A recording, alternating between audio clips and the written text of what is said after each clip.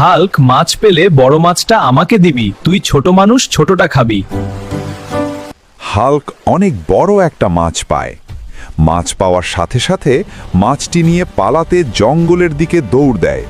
সিংহটি হাল্ককে দেখে ফেলে, তাই সিংহ মাছটি নেওয়ার জন্য হাল্কের পিছু করে।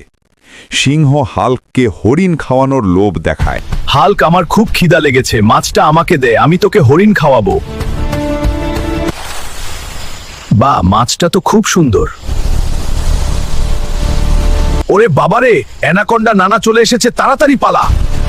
অ্যানাকন্ডা সাপ হাল্ক এবং সিংহকে তাড়া করতে থাকে।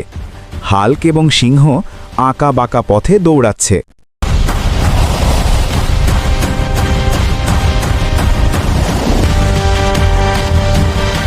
অ্যানাকন্ডা সাপ দেখে একটা ডাইনোসর এসে অ্যানাকন্ডা সাপের ওপর আক্রমণ করে।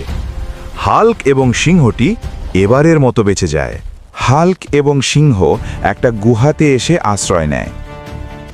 অন্যদিকে ডাইনোসর এবং অ্যানাকন্ডা সাপের মারামারিতে ডাইনোসর মারা যায়। এবারের মতো বেঁচে গেলাম রে, তাড়াতাড়ি আমাদের এই জঙ্গল থেকে বেরোতে হবে।